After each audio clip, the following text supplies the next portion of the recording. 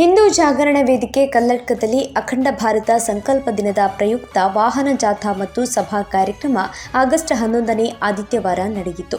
ಮಧ್ಯಾಹ್ನ ಮಾಣಿ ಶ್ರೀ ರಾಜರಾಜೇಶ್ವರಿ ಭಜನಾ ಮಂದಿರ, ಮೆಲ್ಕರ್ ರಾಮದೇವ ಸಭಾಭವನ ಮತ್ತು ವೀರಕಂಬ ಶಾರದಾ ಭಜನಾ ಮಂದಿರ ಬಳಿಯಿಂದ ಏಕಕಾಲಕ್ಕೆ ವಾಹನ ಜಾಥಾ ಸಾಗಿ ಬಂದು ಬಳಿಕ ಉಮಾಶಿವ ದೇವಸ್ಥಾನ ಕಲ್ಲಡ್ಕದಲ್ಲಿ ಸಭೆ ನಡೆಯಿತು.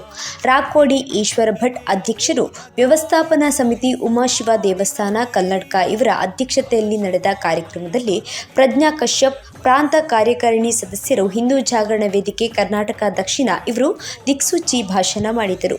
ಜಯಕುಮಾರ್ ಕೆದಿಲ, ನಿವೃತ್ತ ಯೋಧರು, ಎಸಿಪಿ ಹವಲ್ದಾರ್, ಭಾರತೀಯ ಭೂಸೇನೆ ಇವರ ಗೌರವ ಉಪಸ್ಥಿತಿಯಲ್ಲಿ ನಡೆದ ಕಾರ್ಯಕ್ರಮದಲ್ಲಿ ಜಿಲ್ಲಾ ಸಂಯೋಜಕ ನರಸಿಂಹ ಮಾಣಿ, ಪ್ರಾಂತ ಕಾರ್ಯಕಾರಿಣಿ ಸದಸ್ಯರು ಪ್ರಶಾಂತ್ ಕೆಂಪುಗುಡ್ಡೆ, ಹಿಂದೂ ಜಾಗರಣ ಪ್ರಮುಖರು ರತ್ನಾಕರ ಶೆಟ್ಟಿ, ಜಿಲ್ಲಾ ಕಾರ್ಯಕಾರಿಣಿ ಸದಸ್ಯರು ಪುಷ್ಪರಾಜ್ ಕಮ್ಮಾಜೆ, ತಾಲೂಕು ಸಂಯೋಜಕರು ಹರ್ಷ ವಿಟ್ಲ ವೇದಿಕೆಯಲ್ಲಿ ಉಪಸ್ಥಿತರಿದ್ದರು. ಕಾರ್ಯಕ್ರಮದಲ್ಲಿ ಪರಿವಾರ ಸಂಘಟನೆಯ ಹಿರಿಯರು, ಪ್ರಮುಖರು ಹಾಗೂ ಕಾರ್ಯಕರ್ತರು ಉಪಸ್ಥಿತರಿದ್ದರು. ತಿಲಕ್ ಕಡೇಶಿವಾಲಿಯ ಸ್ವಾಗತಿಸಿ ಗುರುಪ್ರಿಯ ಶಿವಾನಂದ ಕಾಮತ್ ವೈಯಕ್ತಿಕ ಗೀತೆ ಹಾಡಿದರು. ಚಿಂತನ್ ವಿನ್ಯಾಸ ಪ್ರತಿಜ್ಞಾ ಬೋಧಿಸಿದರು. ಧನು ಸೆರ್ಕಳ ಧನ್ಯವಾದವಿತ್ತರು. ಗಂಗಾಧರ ಗೌಡ ವಂದೇ ಮಾತರಂ ಹಾಡಿ ದುರ್ಗಾಪ್ರಸಾದ್ ಕಡೇಶಿವಾಲಿಯ ಕಾರ್ಯಕ್ರಮ ನಿರೂಪಿಸಿದರು.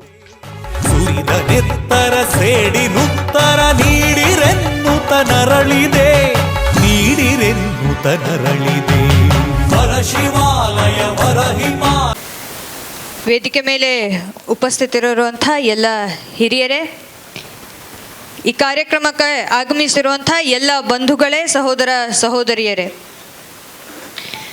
ಆಗಸ್ಟ್ ತಿಂಗಳ 11ನೇ ತಾರೀಕು ನಾವು ಇವತ್ತಿಲ್ಲಿ ಸೇರಿದ್ದೀವಿ. ಇನ್ನೊಂದು 3-4 ದಿವಸದಲ್ಲಿ ದೇಶಾದ್ಯಂತ ನಾವು ಅತ್ಯಂತ ಸಡಗರ ಸಂಭ್ರಮದಿಂದ 78ನೇ ಸ್ವಾತಂತ್ರ್ಯ ದಿನವನ್ನು ಆಚರಣೆ ಮಾಡೋರಿದ್ದೀವಿ. ಈಗಾಗಲೇ ಶಾಲಾ ಕಾಲೇಜುಗಳಲ್ಲಿ ತಾಲೀಮ್ ಶುರು ಆಗಿರುತ್ತೆ. ದೇಶಭಕ್ತಿ ಗೀತೆಗಳು, ನಾಟಕಗಳು. ಆಗಸ್ಟ್ 15ನೇ ತಾರೀಕು ಹಳ್ಳಿಯಿಂದ ಹಿಡಿದು ದಿಲ್ಲಿಯವರೆಗೆ ಮನೆಯ ಮೇಲೆ ತಿರಂಗ ಧ್ವಜ ಹಾರಾಡುತ್ತೆ. ಎಲ್ಲೆಲ್ಲೂ ನಾಯಕರ ಭಾಷಣಗಳು. ಉಪವಾಸ ಸತ್ಯಾಗ್ರಹದಿಂದ ಈ ದೇಶಕ್ಕೆ ಸ್ವಾತಂತ್ರ್ಯ ತಂದುಕೊಟ್ಟಿದ್ದು ಹೇಗೆ, ಈ ದೇಶ ಸ್ವಾತಂತ್ರ್ಯಗೊಂಡಿದ್ದು ಹೇಗೆ, ಚರಕ ತಿರುಗಿಸಿದ್ರು, ಮೌನವಾಗಿ ಕೂತ್ಕೊಂಡ್ರು, ಆಹಾರ ತ್ಯಾಗ ಮಾಡಿದ್ರು, ಈ ದೇಶಕ್ಕೆ ಸ್ವಾತಂತ್ರ್ಯವನ್ನು ತಂದುಕೊಟ್ರು, ಅವ್ರಿಗೆ ನಾವು ಶ್ರದ್ಧಾಂಜಲಿಯನ್ನು ಸಲ್ಲಿಸಬೇಕು, ಈ ದೇಶಕ್ಕೆ ಸ್ವಾತಂತ್ರ್ಯ ಬಂದದರ ಕೀರ್ತಿ ಅವ್ರಿಗೆ ಸಲ್ಲಬೇಕು ಅನ್ನುವಂಥ ಭಾಷಣಗಳನ್ನು, ಅವರ ತ್ಯಾಗ ಬಲಿದಾನಗಳನ್ನೇ ಭಾಷಣವಾಗಿ ಮಾಡ್ತಾ ಬಂದಿದ್ದೀವಿ. ಈ ಎಲ್ಲ ಸಂಭ್ರಮ ಸಡಗರಗಳು ಒಪ್ಪುವಂಥದ್ದು. ಯಾಕೆ? ಶತಮಾನಗಳ ಕಾಲ ಭಾರತ ಮಾತೆ ದಾಸ್ಯ ಸಂಕೋಲೆಯಿಂದ ಮುಕ್ತಗೊಂಡ ದಿನ ಅವತ್ತು. ಆದರೆ ಈ ಸಂಭ್ರಮ ಸಡಗರಗಳಲ್ಲಿ ತಪ್ಪು ಇತಿಹಾಸವನ್ನು ನಾವು ಒಪ್ಕೊಳ್ಬಾರ್ದು. ಬದಲಾಗಿ ಆ ಸ್ವಾತಂತ್ರ್ಯವನ್ನು ಗಳಿಸುವ ನಿಟ್ಟಿನಲ್ಲಿ ನಮ್ಮಿಂದಾದಂಥ ತಪ್ಪುಗಳನ್ನು ನಾವು ಸದಾ ನೆನಪಿನಲ್ಲಿ ಇಟ್ಕೊಳ್ಬೇಕು. ಆವಾಗ ಮಾತ್ರ ನಾವು ಮುಂದೆಂದೂ ಆ ತಪ್ಪನ್ನು ಮಾಡೋದಿಲ್ಲ.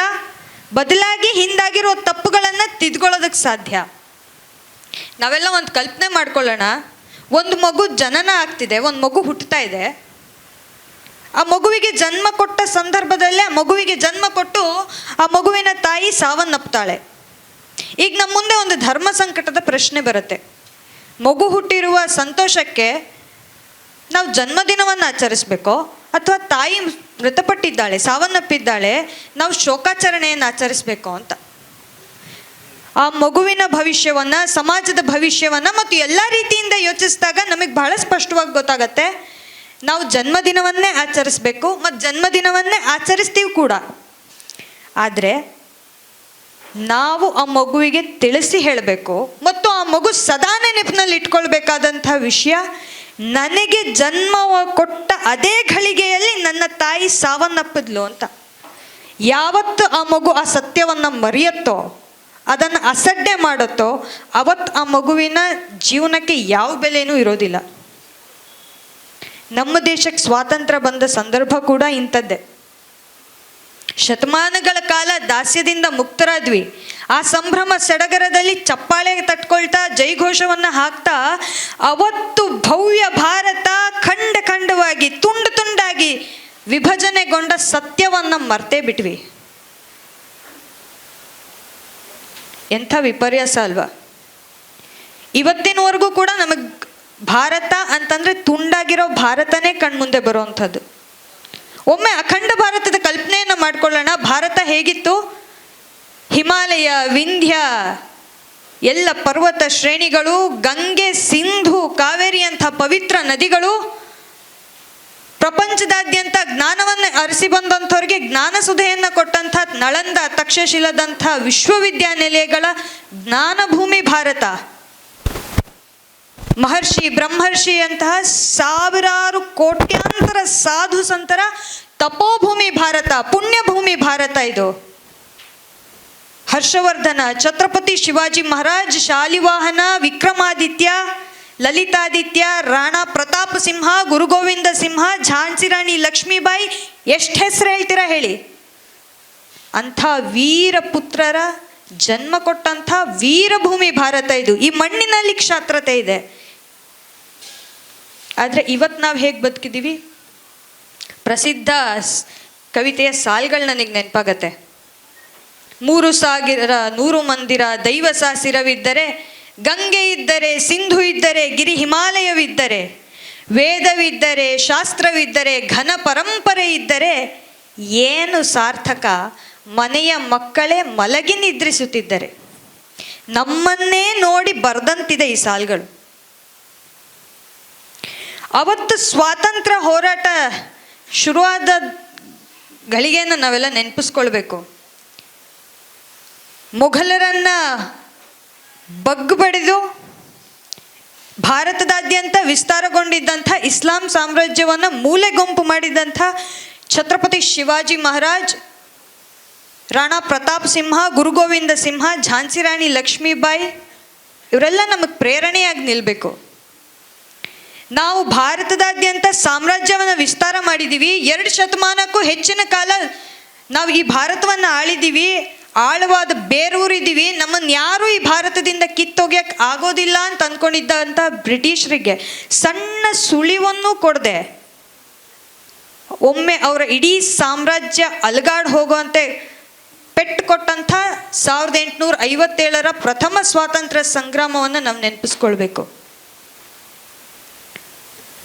ಬ್ರಿಟಿಷರಿಗೆ 1857ರ ನಂತರ ಅನ್ನಿಸ್ತು, ಇಷ್ಟು ದೊಡ್ಡ ಸಾಮ್ರಾಜ್ಯ ಇದೆ, ನಮ್ಮಲ್ಲಿ ಇಷ್ಟು ದೊಡ್ಡ ಸೈನ್ಯ ಇದೆ, ಇಂಟೆಲಿಜೆನ್ಸ್ ಇದೆ, ಇಷ್ಟೆಲ್ಲ ಇದ್ರೂ ಕೂಡ ಇಷ್ಟು ದೊಡ್ಡ ಯೋಜನೆ, ಸಂಘಟನೆ, ತಯಾರಿ ನಡೆದಿದೆ, ನಮಗಿದರ ಸಣ್ಣ ಸುಳಿವು ಕೂಡ ಸಿಗ್ಲಿಲ್ವಲ್ಲ.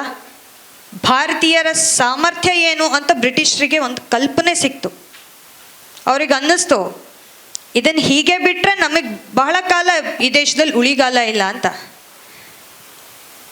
ಆವಾಗ ಅವ್ರು ಯೋಚನೆ ಮಾಡಿದರು, ಈ ಸ್ವಾತಂತ್ರ್ಯ ಹೋರಾಟಕ್ಕೆ ನಾವೇ ಒಂದು ವೇದಿಕೆಯನ್ನು ಕಲ್ಪಿಸಬೇಕು, ತನ್ಮೂಲಕ ಭಾರತದ ಸ್ವಾತಂತ್ರ್ಯ ಹೋರಾಟವನ್ನು ನಮ್ಮ ಮುಷ್ಟಿಯಲ್ಲಿ ಇಟ್ಕೊಳ್ಬೇಕು, ರಿಮೋಟ್ ಕಂಟ್ರೋಲ್ನಲ್ಲಿ ಆಡಿಸ್ಬೇಕು, ಅವಾಗ ಸದಾಕಾಲ ಭಾರತವನ್ನು ನಾವು ಆಳ್ಬೋದು ಅಂತ. ಅದೇ ಉದ್ದೇಶಕ್ಕಾಗಿ ಎ.ಓ. ಹ್ಯೂಮ್ನ ಮೂಲಕ ಭಾರತೀಯ ರಾಷ್ಟ್ರೀಯ ಕಾಂಗ್ರೆಸ್ ಅನ್ನು ಸ್ಥಾಪನೆ ಮಾಡಿದ್ರು, ಇಂಡಿಯನ್ ನ್ಯಾಷನಲ್ ಕಾಂಗ್ರೆಸ್.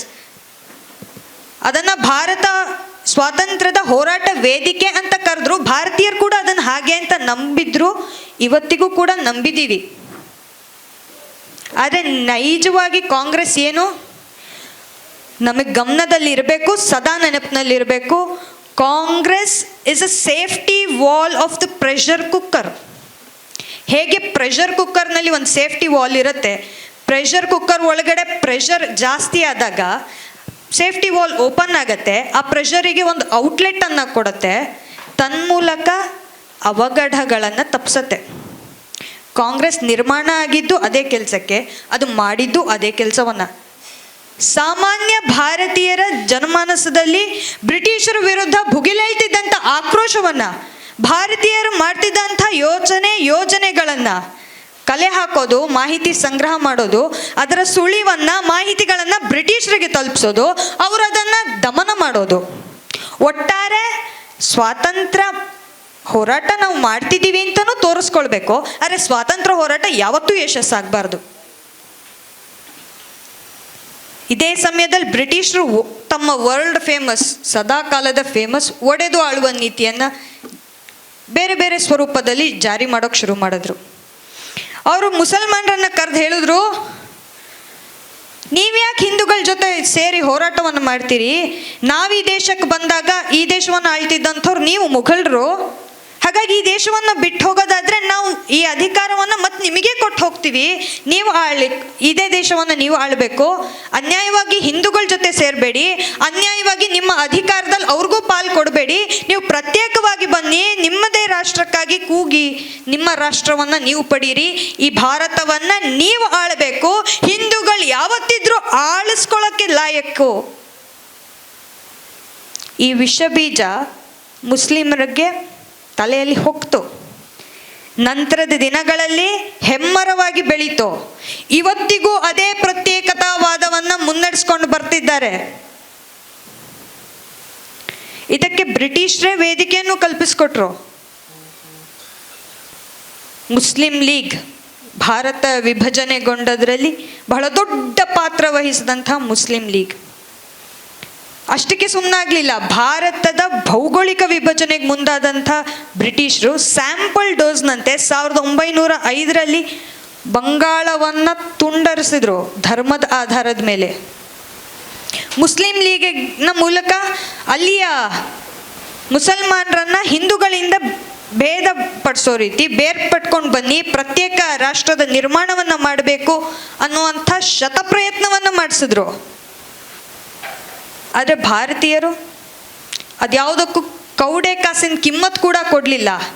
ಹಿಂದೂ ಮುಸಲ್ಮಾನರು ಯಾವುದೇ ಭೇದ ಭಾವ ಇಲ್ಲದೆ ಅತ್ಯಂತ ಉಗ್ರವಾಗಿ ನಿರಂತರವಾಗಿ ಬ್ರಿಟಿಷರ ವಿರುದ್ಧ ಹೋರಾಟ ಮಾಡಿದರು. ಇದರ ಪರಿಣಾಮವಾಗಿ 1911ರಲ್ಲಿ ವಂಗಭಂಗವನ್ನು ಬ್ರಿಟಿಷ್ ಸರ್ಕಾರ ಹಿಂಪಡಿತು. ಇದರ ಪರಿಣಾಮವಾಗಿ ಮುಸ್ಲಿಂ ಲೀಗ್ ತನ್ನ ಸಂಪೂರ್ಣ ಬೆಲೆಯನ್ನು ಕಳ್ಕೊಂಡ್ಬಿಟ್ಟಿತ್ತು.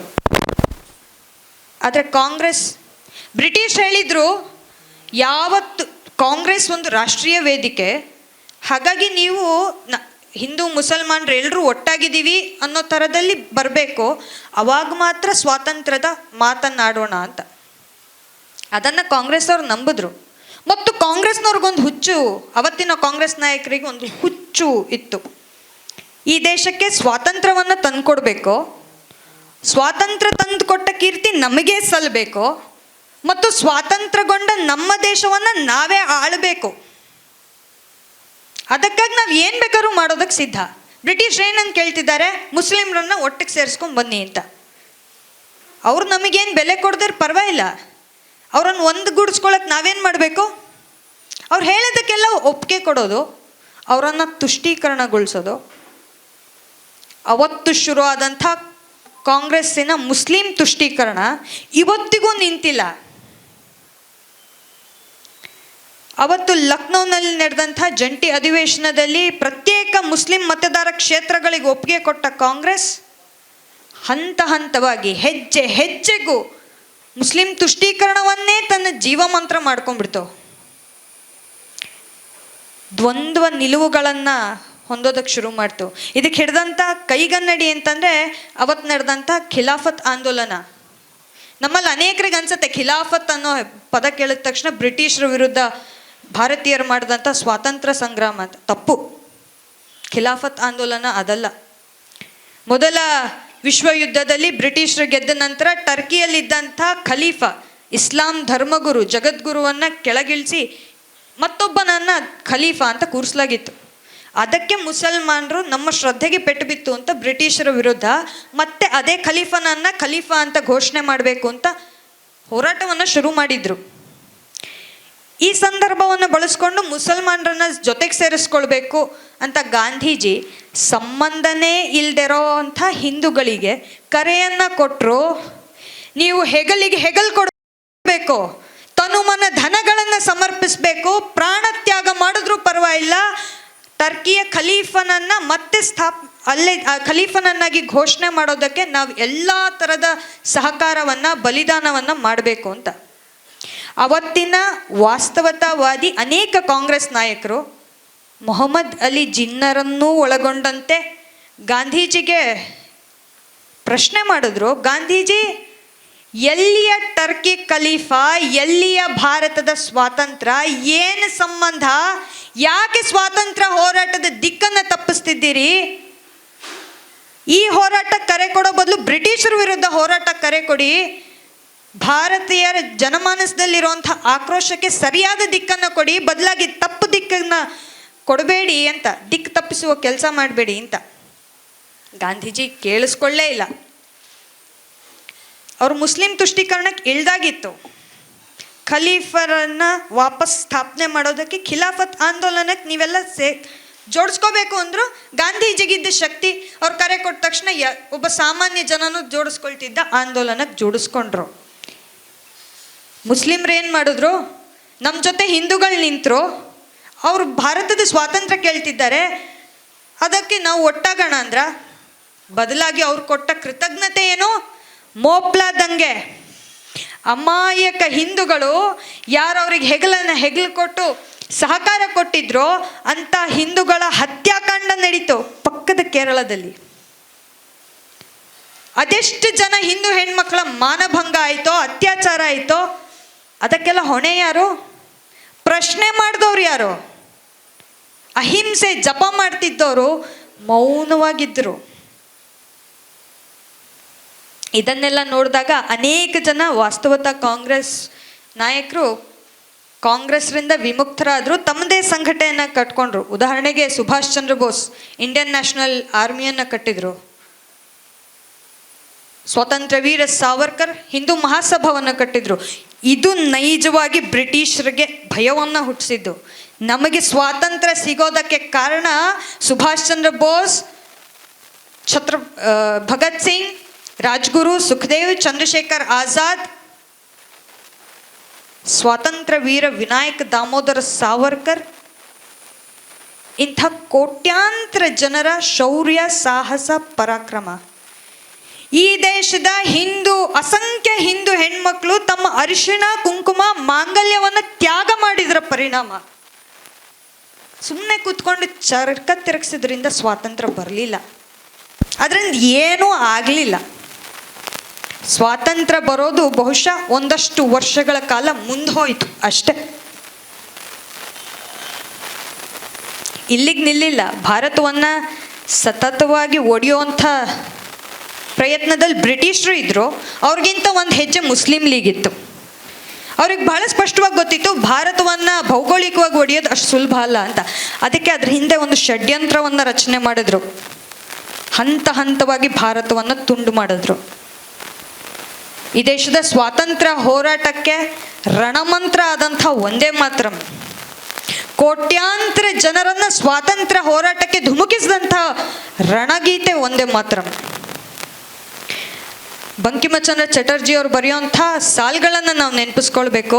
ಅವ್ರು ಭಾರತ್ ಮಾತೆಗೆ ಹೇಳ್ತಾರೆ, ಅಮ್ಮ ನೀನು ಅಬಲೆ ಅಲ್ಲ, ಬಹುಬಲ ಧಾರಿಣಿ ನೀನು, ರಿಪುದಲ ವಾರಿಣಿ, ದಶ ಪ್ರಹರಣ ಧಾರಿಣಿ, ಶತ್ರುಗಳ ರುಂಡವನ್ನು ಚಂಡಾಡುವಂಥ ದಶಪ್ರಹರಿಣಿ, ದುರ್ಗೆಯ ಸ್ವರೂಪ, ಶಕ್ತಿ ಸ್ವರೂಪ ನೀನು. ತುಮಿ ವಿದ್ಯಾ ತುಮಿ ಧರ್ಮ ತುಮಿ ಹೃದಯ ತುಮಿ ಮರ್ಮ, ನೀನೇ ವಿದ್ಯೆ, ನೀನೇ ಧರ್ಮ, ನೀನೇ ಸರ್ವಸ್ವ. ತ್ವಂ ಹಿ ಪ್ರಾಣಾಹ ಶರೀರೇ ಬಾಹುತೇ ತುಮಿ ಮಾ ಶಕ್ತಿ, ಹೃದಯೇ ತುಮಿ ಮಾ ಭಕ್ತಿ.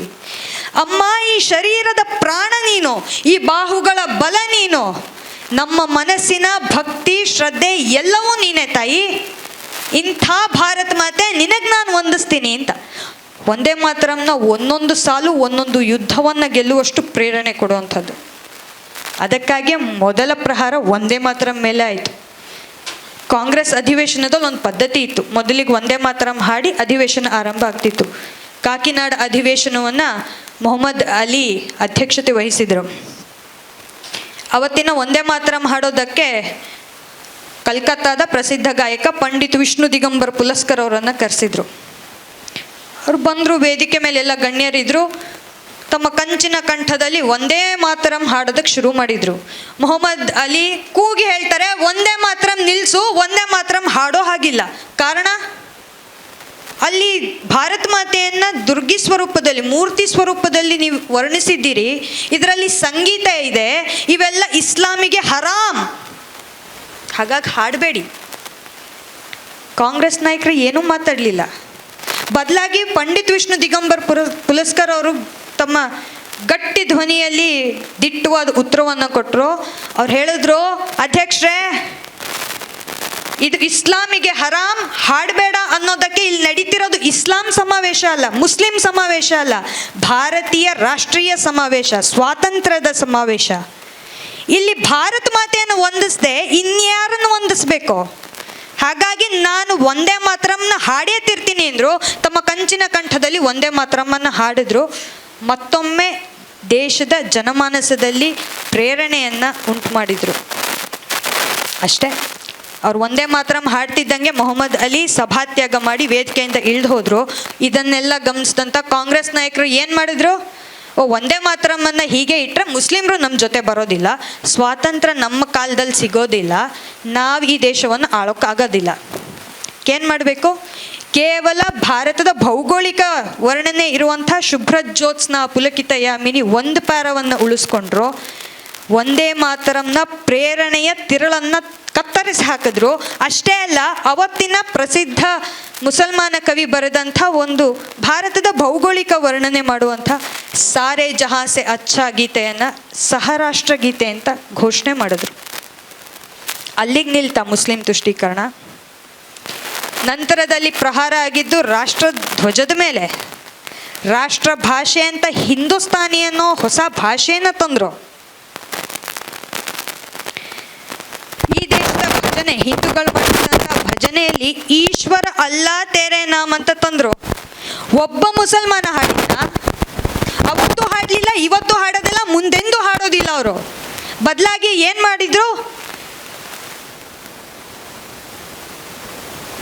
ಮೇಲೆ ಏನು ಮಾಡಿದ್ರು ಹಿಂದೂಗಳು ರಿಟಾಲಿಯೇಟ್ ಆಗೋದಿಲ್ಲ ಅನ್ನುವ ಕಾರಣಕ್ಕಾಗಿ ಮಾಡ್ತಾ ಬಂದರು.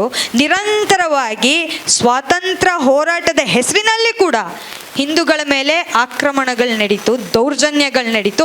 ನಾವೆಲ್ಲರೂ ಮೌನವಾಗಿ ಸಹಿಸ್ಕೊಳ್ತಾ ಕೂತ್ಕೊಂಡ್ಬಿಟ್ವಿ. ಇವತ್ತಿಗೂ ಹಾಗೆ ಕೂತಿದ್ದೀವಿ. ಅವತ್ತಾದಂಥ ಮೋಪ್ಲಾ ದಂಗೆ ಅದರ ಯಥಾವತ್ ರೂಪ ಇವತ್ತು ಬಾಂಗ್ಲಾದೇಶದಲ್ಲಿ ನಡೀತಿರೋದು. ಅವತ್ತೇನೂ ತಪ್ಪು ಮಾಡಿದ ಹಿಂದೂಗಳ ಮೇಲೆ ಆದಂಥ ಹತ್ಯಾಕಾಂಡ, ಅತ್ಯಾಚಾರ ಅದೇ ಇವತ್ತು ಬಾಂಗ್ಲಾದಲ್ಲಿ ನಡೀತಿರೋದು. ಇವತ್ತಿಗೂ ನಾವು ಎಚ್ಚೆತ್ಕೊಂಡಿಲ್ಲ. ಅವತ್ತು ಅಲಿಗಢ್ ಯೂನಿವರ್ಸಿಟಿಯಲ್ಲಿ ದೇಶ ವಿಭಜನೆಯ ಕೂಗು ಕೇಳಿತಿತ್ತು. ಇವತ್ತು JNU ಅಲ್ಲಿ ಭಾರತ್ ತೇರೆ ಟುಕಡೆ ಹೋಂಗೆ ಅಂತ ಘೋಷಣೆ ಕೂಗ್ತಾರೆ. ನಾವು ಆವಾಗಲೂ ಏನೂ ಮಾಡೋದಿಲ್ಲ. ಭಾರತವನ್ನು ತುಂಡರಿಸಬೇಕು ಅಂತ ಮಾಡಿದಂಥ ಆರ್ಟಿಕಲ್ 370 ವಾಪಸ್ ತೆಗೆದಾಗ ಇಡೀ ಭಾರತದಾದ್ಯಂತ ಅನೇಕ ವಿಶ್ವವಿದ್ಯಾನಿಲಯಗಳಿಗೆ ಫ್ರೀ ಕಾಶ್ಮೀರ್ ಪೋಸ್ಟರನ್ನು ಹಿಡಿತಾರೆ. ನಮ್ಮ ಮೈಸೂರು ವಿಶ್ವವಿದ್ಯಾನಿಲಯದಲ್ಲೂ ಹಿಡಿದ್ರು. ನಾವೇನು ಮಾಡಿದ್ವಿ? ಮ್ಯಾಕ್ಸಿಮಮ್ ಒಂದು ವಾಟ್ಸಪ್ ಸ್ಟೇಟಸ್, ಅದರ ಮೇಲೆ ಇನ್ನೇನೂ ಮಾಡೋದಿಲ್ಲ. 1946ರಲ್ಲಿ ಕಾಂಗ್ರೆಸ್ಸಿನ ನಿರಂತರ ಮುಸ್ಲಿಂ ತುಷ್ಟೀಕರಣದಿಂದಾಗಿ, ಅವರ ದ್ವಂದ್ವ ನಿಲುವುಗಳಿಂದಾಗಿ ಬೆಲೆಯನ್ನು ಗಳಿಸ್ತಾ ಹೋದಂಥ ಮುಸ್ಲಿಂ ಲೀಗ್ ಕೊಬ್ಬಿದ ಗೂಳಿಯಾಗಿ ಬೆಳೆದಿತ್ತು. ಅದು ಎಚ್ಚರಿಕೆಯನ್ನು ಕೊಡುತ್ತೆ. ನೀವೇನಾದ್ರು ದೇಶ ವಿಭಜನೆಗೆ ಒಪ್ಕೊಳ್ದೆ ಹೋದರೆ ನಾವು ಡೈರೆಕ್ಟ್ ಆ್ಯಕ್ಷನನ್ನು ಕರಿತೀವಿ ಅಂತ ಕರೆ ಕೊಡ್ತೀವಿ. ಡೈರೆಕ್ಟ್ ಆ್ಯಕ್ಷನ್ಗೆ ಕರೆ ಕೂಡ ಕೊಟ್ಟರು.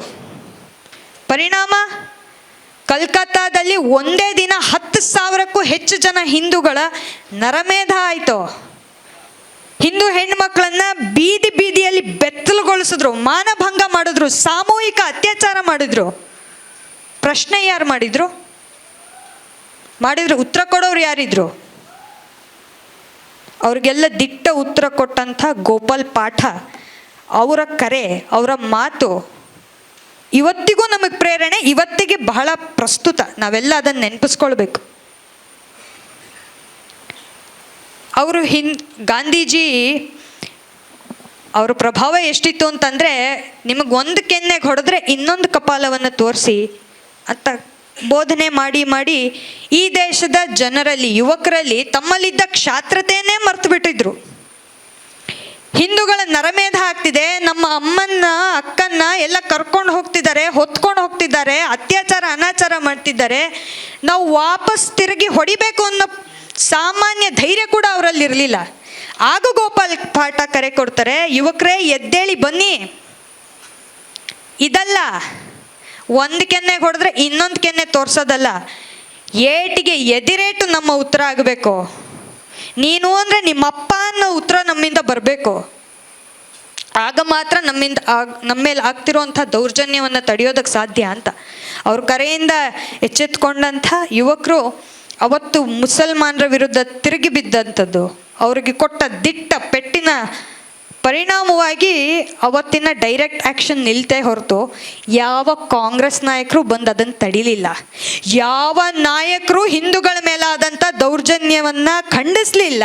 ಹಿಂದೂಗಳ ಪರವಾಗಿ ಮಾತಾಡೋದು ಹೋಗಲಿ, ಹಿಂದೂಗಳ ಪರವಾಗಿ ಯೋಚನೆ ಕೂಡ ಮಾಡಲಿಲ್ಲ. ಅಂದರೆ ನಾವೇನು ಮಾಡಿದ್ವಿ?